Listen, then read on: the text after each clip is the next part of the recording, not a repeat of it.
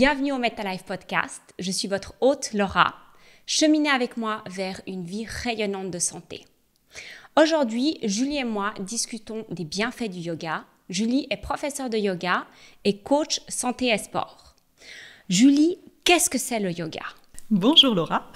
Le yoga, c'est une grande question. C'est une pratique physique, mentale, émotionnelle qui nous permet de cheminer vers une vie un petit peu meilleure. En tout cas, c'est comme ça que moi je l'entends. Donc il y a plusieurs aspects qu'on peut aborder dans le yoga. Ça a plusieurs définitions selon les livres de référence qui s'appellent Shastra sur lesquels on se base. Il y en a qui parlent d'union, il y en a qui parlent plutôt de justement faire la différence entre ce qu'on pense être et ce qu'on est réellement. Et dans le monde actuel, la définition qu'on utilise, souvent on fait l'amalgame entre yoga et asana, donc on réduit le yoga aux pratiques physiques. Mais il y a quand même une dimension spirituelle qui est derrière, parce que selon tous les types de yoga qu'on peut pratiquer, l'objectif final, c'est quand même moksha, la libération de l'âme. Et quand tu parles de spiritualité, est-ce que ça serait restreint à une religion ou est-ce que c'est une spiritualité universelle? Parce que je me demande si une personne qui pratique strictement sa religion peut aussi pratiquer le yoga. Oui, alors tout à fait. C'est pas lié à une religion en particulier, c'est plutôt une question de spiritualité. Il n'y a pas de dogme derrière, il n'y a pas de croyance particulière. C'est plutôt une croyance en la conscience universelle qui est à l'intérieur de nous, en fait. Mm-hmm. Et souvent, j'entends les gens dire oui, alors je fais du yoga, je suis sportive. C'est où la ligne très claire qu'on peut définir ou qu'on peut dessiner plutôt entre je fais du yoga comme une pratique physique et je fais du yoga comme un style de vie? C'est une question assez difficile. Je pense que ça dépend beaucoup de l'intention qu'on met dans notre pratique. Il y a beaucoup de postures de yoga qui ressemblent à des positions de stretching où on va simplement étirer les muscles. Donc si on n'est pas présent à ce qu'on fait et qu'on est juste en train d'étirer, pour moi ça ressemble plus à du stretching ou des étirements qu'autre chose. En général, quand on rejoint un cours de yoga qui est avec des asanas, donc une pratique physique, il y a une atmosphère autour, on pose une intention au début de la pratique et on se concentre vraiment sur nous-mêmes, sur les sensations corporelles et les sensations dans le mental. Donc on s'éloigne un petit peu de juste la dimension on va étirer un muscle pour aller vers quelque chose d'un petit peu plus profond. Mm-hmm. Et c'est qui peut pratiquer le yoga? Tout le monde. Grands, petits, enfants, adultes, jeunes, moins jeunes, c'est ça? Exactement, il y a différentes manières de pratiquer en fonction des phases de la vie dans lesquelles on est. Mm-hmm. Pour la pratique physique, évidemment qu'il y a des choses qu'on évite quand on a des problèmes physiques ou quand on vieillit ou quand qu'on est à des phases où, par exemple, on a un système immunitaire qui est un peu plus bas. On va adapter la pratique. La pratique, elle doit s'adapter à nous et pas nous à la pratique. C'est pour ça que c'est important d'être guidé et d'être accompagné dans ce qu'on fait.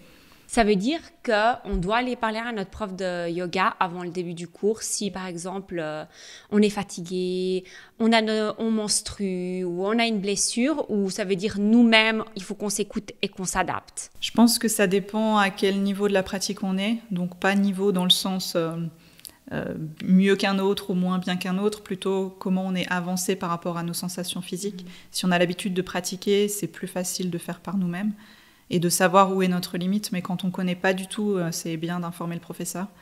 Et dans tous les cas, c'est bien d'informer le professeur, ça lui permet d'avoir un œil un petit peu plus avisé, attentif, quand il va se rendre compte que cette posture, elle est plus ou moins contre-indiquée par rapport à la pathologie que l'élève lui a communiqué au début du cours. Ok, alors, j'aimerais faire une petite parenthèse quand tu parles des contre-indications, puis après j'aimerais revenir sur qui peut faire le yoga. Quelles sont les contre-indications pour ne pas pratiquer le yoga ou restreindre sa pratique de yoga? Alors la première chose, je pense, c'est qu'il faut consulter son professionnel de santé. Donc le yoga, c'est une pratique holistique avec une dimension physique, mais on n'est pas des professionnels de santé. Enfin, certains profs sont formés comme médecins, comme ostéo, comme physio. Moi, c'est pas mon cas, par exemple. Donc, j'ai besoin de l'aval d'un professionnel de santé si j'ai un doute sur le fait qu'une personne peut ou ne peut pas pratiquer. Mm-hmm. Après, il y a des choses qu'on va faire ou ne pas faire selon la pathologie, selon si on est par exemple enceinte, il y a des choses qu'on ne va pas faire de la même manière, pendant les menstruations non plus. Il y a une dimension à la fois physique et à la fois spirituelle, parce que le yoga, ça travaille autour du prana, qui est l'énergie vitale qu'on retrouve chez les Japonais ou les Chinois avec le ki ou le chi, du reiki ou du qigong par exemple. Et du coup, il y a des flux énergétiques qui circulent dans le corps et certaines postures sont contre-indiquées pour éviter de perturber davantage ces flux. Après, on y croit, on n'y croit pas, c'est à chacun de faire la part des choses et de choisir ce qui est juste pour lui. Mais voilà, après, il y a l'hypertension, par exemple, il y a des postures auxquelles il faut faire attention, mais il y a toujours moyen d'adapter, en fait. Tant que le professeur est conscient de ce qui pose problème à l'élève, il y a toujours moyen d'adapter. Ok. Et pour revenir à notre question de qui peut faire du yoga, j'ai souvent entendu plusieurs choses. La première, c'est « Ah, mais moi, j'ai pas besoin de faire du yoga parce que je suis déjà tellement souple que c'est super facile pour moi. » Et puis une autre chose, c'est « Ouais, mais bon, le yoga, c'est fait pour les petites minettes en leggings. Moi, je suis un gros gars bien musclé qui mange plein de protéines. J'ai pas besoin de faire du yoga. » Est-ce qu'on peut passer quelques minutes sur ces statements? Est-ce que c'est des mythes? Est-ce que c'est la vérité? Qu'est-ce que toi t'en penses? Alors, la vérité, c'est une question de perception. Donc... J'adore. Je pense que ça dépend de chacun. Mais non, n'importe qui peut pratiquer les asanas et une pratique physique.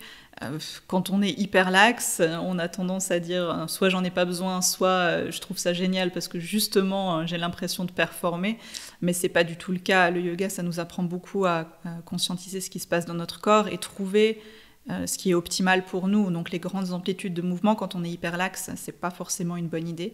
Et justement, c'est apprendre à contrôler les muscles et les articulations pour éviter d'aller dans des amplitudes qui sont trop grandes, qui nous paraissent confortables, mais qui en fait sont pas forcément confortables pour le corps. Parce que quand on est déjà un peu hyperlaxe, l'hyperlaxité c'est au niveau des ligaments, donc là où il y a les articulations.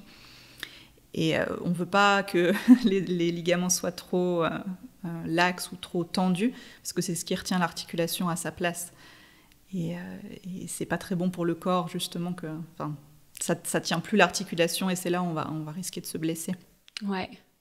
Et pour ces messieurs qui ne souhaitent pas pratiquer le yoga parce que c'est une pratique féminine. Il faut savoir qu'il y a beaucoup de yogis en Inde qui sont des hommes et que ça a été transmis à la base par les hommes pour les hommes. Ouais. Mais je pense que s'ils ne sont pas prêts à y aller, c'est probablement pas le moment pour eux, mais on a tous quelque chose à retirer de cette pratique. Même si c'est quelque chose d'un peu plus méditatif, de relation aux sensations, quelque chose avec notre monde intérieur, on vit dans un monde où c'est quand même... on est stimulé de tous les côtés, tout le temps. On est tout le temps dans la performance. Et le fait de pouvoir prendre une pause et puis de se concentrer juste sur soi, ça peut faire du bien à tout le monde. Mmh. Mmh. Et moi, c'est quelque chose qui m'a surprise quand j'ai commencer à vraiment pratiquer quotidiennement, c'est que c'est quand même quelque chose d'extrêmement physique. Même si ça a l'air de rien du tout, certaines pratiques peuvent être physiquement très demandantes. Mm-hmm. Et c'est quelque chose que je trouve que quand on regarde, on ne se rend pas forcément compte de la difficulté de certaines pauses ou certaines transitions. Et on est là, ouais, non, mais c'est bon. Mais en fait, il faut construire sa musculature pour pouvoir tenir certaines pauses. Oui, exactement. Mais c'est marrant que tu me dises ça parce que dimanche, je donnais un cours en ligne et puis il y avait une de mes amies qui était au cours avec son fils qui a 8 ou 9 ans. Oh, c'est et chaud. Du coup, il a fait le cours avec nous et à la fin, il m'a dit « Ah, mais c'était dur !» Alors que c'est un cours de yoga postural adapté à n'importe quelle population. En fait, il y a aussi mes parents dans ce cours. Donc, c'est vraiment pour tous les âges. Et j'ai trouvé marrant qu'il ait cet a priori que le yoga, c'était facile, en fait. Ouais, j'ai l'impression qu'il y a beaucoup de personnes qui ont cet a priori. En fait, on ne fait pas du yoga pour faire du sport, on ne fait pas du yoga pour entretenir sa santé physique, on fait du yoga pour s'étirer. Ce qui, à mon avis, n'est pas le cas. Non. En tout cas, je pense qu'il y a d'autres dimensions que ça. Ouais. Moi, j'ai un de mes profs de yoga qui m'a dit quelque chose un jour qui m'a marqué. Il m'a dit la pratique du yoga chez les personnes qui sont très flexible et hyper laxe, c'est comme prendre de la poussière de cailloux et essayer de la rassembler et d'en refaire un caillou entier. Et la pratique de yoga pour les personnes qui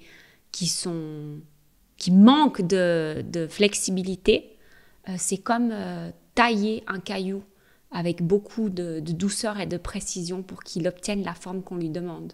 Et que, à son avis, il avait dit que c'était plus sain d'être pas assez flexible que trop flexible dans la pratique du yoga parce qu'on a tendance à aller chercher dans les extrémités et à se blesser. Ah ouais, je suis tout à fait d'accord avec ça. Et puis, une autre chose qui me marque beaucoup, c'est que le yoga, c'est aller d'un opposé à l'autre. C'est cette laxité, mais dans le contrôle et la force. Et ça, j'ai l'impression que certains pratiquants ou pratiquantes oublient, c'est pas juste on fait tout dans la force ou on fait tout dans la flexibilité. C'est vraiment la combinaison de ces deux mondes pour qu'on puisse trouver un équilibre, comme dans la vraie vie pour moi. C'est le chemin du milieu. Le yoga, c'est le chemin du milieu. La vie, c'est le chemin du milieu. Ouais, tout à fait. Est-ce qu'on peut parler des différents types de yoga pendant une seconde? Parce qu'il y en a tellement que si on ne connaît pas, je trouve que ça peut être très facile de se perdre. Et même si on s'y connaît, comment est-ce qu'on peut découvrir quel type de yoga nous convient le mieux? Oui, alors l'aspect type de yoga ou style de yoga, c'est quelque chose d'assez contemporain. C'est vraiment quelque chose qui s'est développé avec tout ce culte autour du corps physique.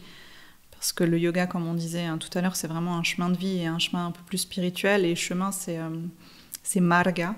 Et du coup, il y a plusieurs manières ou types de yoga qui seraient plutôt liés avec des chants, avec de la méditation ou avec une pratique physique. Donc là, style de yoga dont tu parles, c'est vraiment que pour l'aspect physique. Oui. Et il y en a pour tous les goûts et aussi pour les différents styles de vie dans lesquels on est. Il y a des pratiques plus dynamiques, des pratiques un peu plus douces.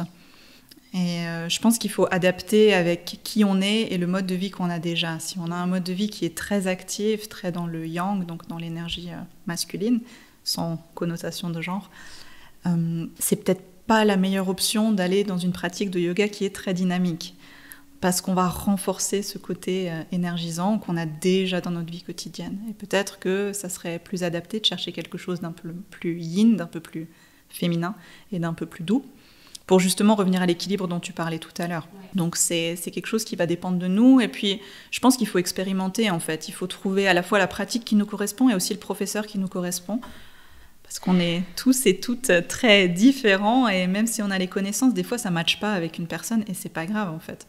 Ouais. Il ne faut pas abandonner à la première tentative et réessayer. On vient tous pour une raison particulière au yoga la première fois. En général, on cherche une solution à nos maux et ça évolue. Et on évolue et notre prof, il évolue aussi chaque jour. Et c'est possible qu'à une période de notre vie, on ait besoin d'une certaine pratique, d'un certain prof et qu'ensuite ça évolue et c'est OK. Ouais. C'est comme n'importe quelle relation en fait. Et pour quelqu'un qui commence le yoga, tu suggérerais plutôt des cours privés ou collectifs? Et pour quelqu'un de plus avancé dans ta pratique, tu aurais une suggestion particulière? Parce qu'au fait, j'ai l'impression qu'on oublie que le yoga, ça a quand même un aspect de pratique physique et qu'on peut se blesser en yoga. Oui, bien sûr qu'on peut se blesser dans n'importe quelle pratique physique. En sortant dans la rue, on peut aussi se tordre la cheville. Donc c'est juste...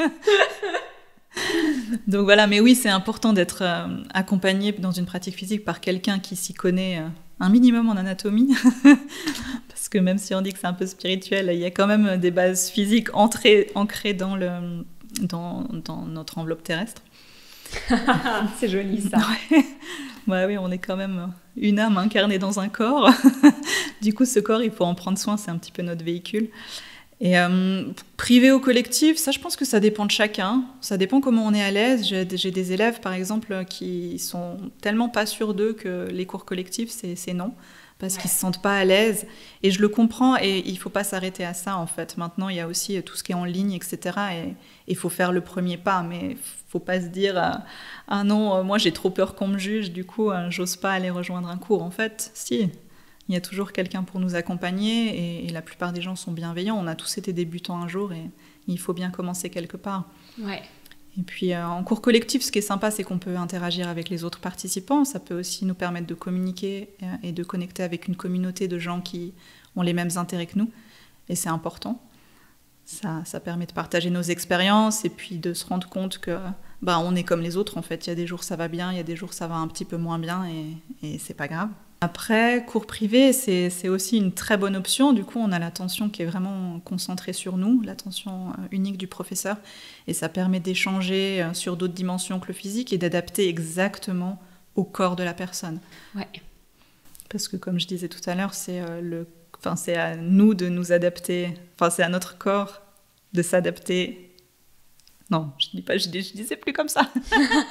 J'ai dit l'inverse. On ne doit pas s'adapter à la pratique, c'est la pratique qui s'adapte à nous. Ouais. Et du coup, c'est important qu'on sache où faire les adaptations, en fait, parce que quand on débute, on ne sait pas. Le prof, il peut donner plusieurs options, mais en fait, on n'a aucune idée, et du coup, on ne sait pas ce qui est bon pour nous. Parce qu'on n'a pas encore développé cette conscience corporelle. Avec le temps, on sait, en fait, on apprend à faire la différence entre quelque chose qui est désagréable mais acceptable et quelque chose qui fait mal et qui ne doit pas faire mal, parce qu'on est juste mal placé, en fait. Ouais, je suis complètement d'accord avec toi. Moi, ça m'interpelle quand tu parles du désagréable et agréable et cette espèce de limite entre les deux. Est-ce que tu pourrais nous expliquer un peu plus? Parce que on n'a pas forcément la conscience physique de se rendre compte, ça fait mal, mais c'est OK, versus ça fait mal et ça, en fait, c'est pas OK parce que je suis en train d'abîmer mes ligaments ou mes articulations. Ouais, alors c'est un peu plus compliqué que ça. Je pense que c'est le système nerveux là qui entre en jeu. Et ça dépend comment nous, on communique avec notre système nerveux ou comment notre système nerveux communique avec nous. Mais la douleur, c'est un signal. Et c'est à nous d'apprendre à interpréter. Est-ce que c'est un signal où on doit faire stop tout de suite? Ou bien est-ce que c'est un signal où, attention, il faut que je sois un peu plus attentif ou attentive à ce que je suis en train de faire. Ça se développe avec la pratique. Et de manière générale, si c'est une sensation très forte d'un seul coup, c'est pas trop une bonne idée. Ouais. Et qu'est-ce que tu en penses? Parce que moi, je remarque que même si je fais, par exemple, la même séquence d'asana tous les jours, elle sera différente. Il y a des jours où ça va super bien, il y a des jours où j'ai pas d'équilibre, il y a des jours où j'ai pas de force, il y a des jours où j'ai l'impression de voler sur mon tapis. Pourquoi? Et qu'est-ce qu'on peut faire pour remédier à ça ou accepter cette situation? Accepter, je pense que c'est une bonne chose. Mais la première chose, c'est d'en prendre conscience. Ouais. C'est normal, en fait. Tout change en permanence. Dans notre corps, on a les cellules qui bougent, qui changent à chaque instant. Notre physiologie, elle fait son travail à l'intérieur de nous, un travail incroyable d'ailleurs. Et c'est en mouvement constant, en fait. Et notre pratique, elle va dépendre à la fois de ce qu'on a mangé, de comment on a dormi, de qui on a croisé le matin, de ce qu'on a entendu à la radio, de ce qu'on a vu en prenant la voiture pour aller au cours de yoga, ou de comment on s'est levé le matin si on a glissé sur une chaussette sale, enfin j'en sais rien, mais ça dépend vraiment de tellement de choses que c'est normal que ce soit pas exactement la même chose tous les jours. Après, c'est ce qui est décrit dans la Bhagavad Gita, qui est un des textes fondateurs du yoga, c'est qu'il ne faut pas s'attacher aux fruits de la pratique.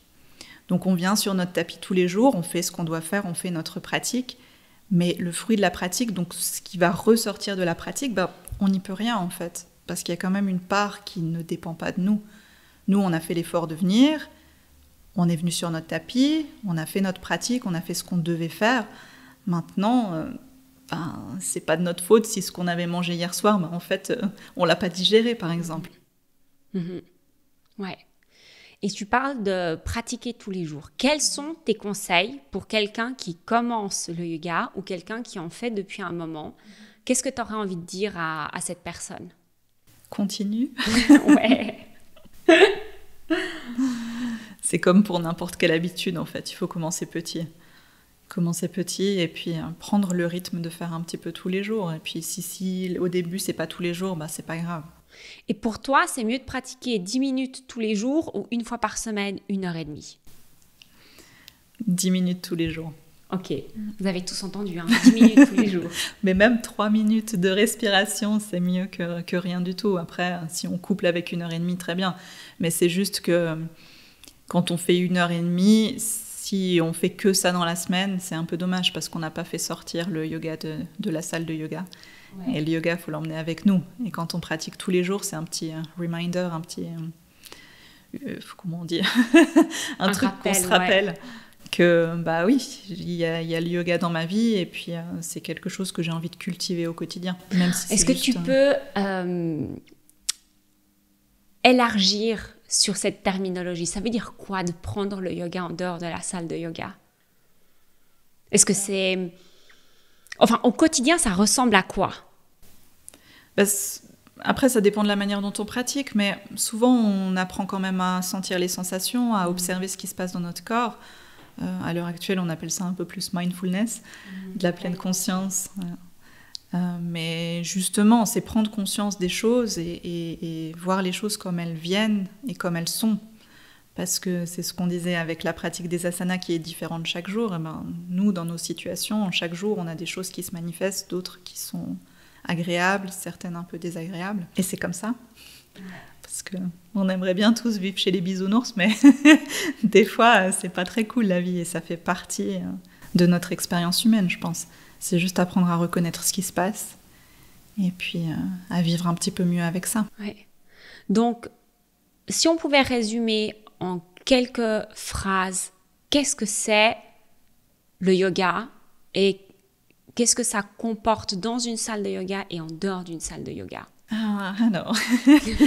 Désolée pour cette question. C'est une manière de vivre, c'est une certaine éthique envers soi-même et envers l'autre pour grandir, pour se sentir mieux avec nous-mêmes, pour accepter aussi les choses qui bougent chaque jour.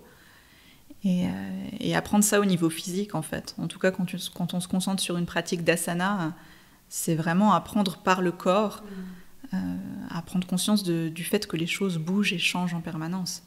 J'ai ma maman qui m'a demandé une question hier, quand je lui ai dit que j'allais faire une interview avec toi, et je ne savais pas tellement quoi lui répondre. Elle m'a demandé, Laura, c'est quoi un yogi?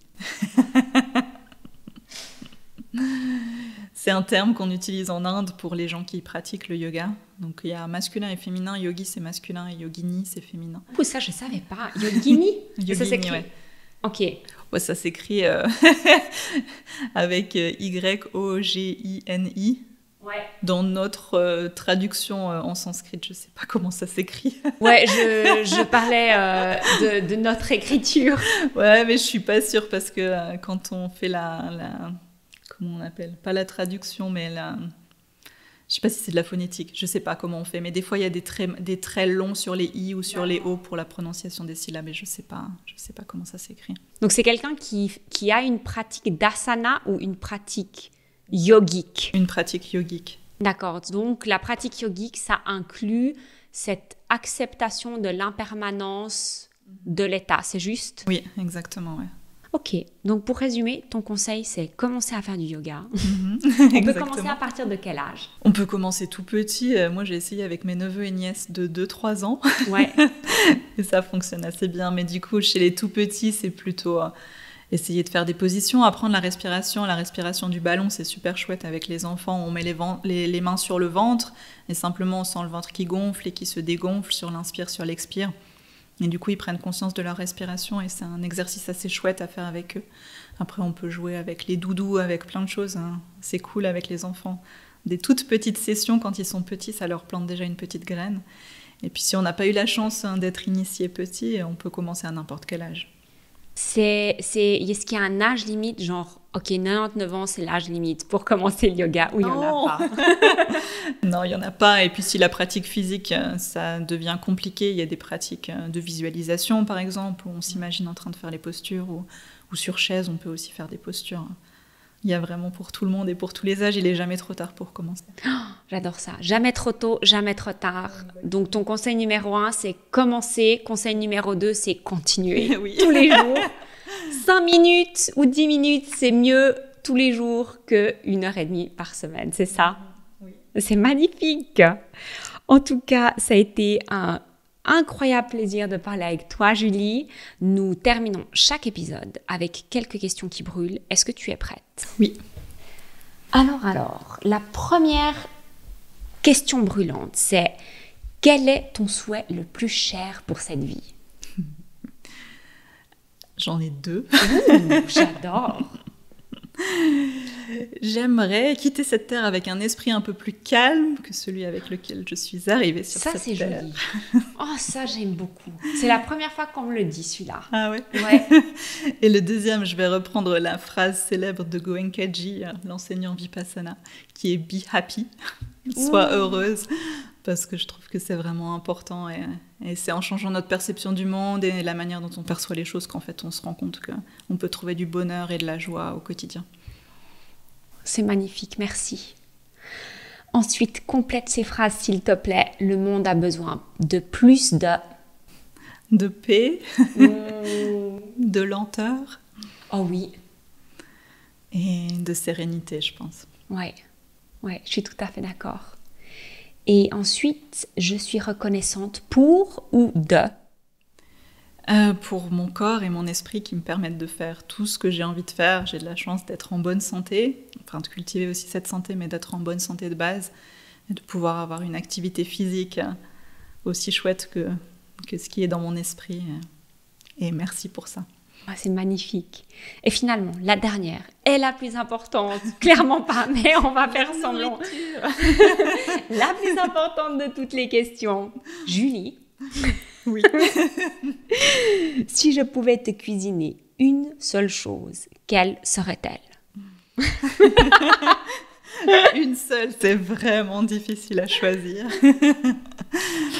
Mais je pense que du riz sauté avec des légumes, comme tu sais si bien le faire, ça pourrait être chouette. C'est noté. Julie, j'apprécie ta présence sur ce podcast. Merci d'avoir été aussi généreuse avec ton temps.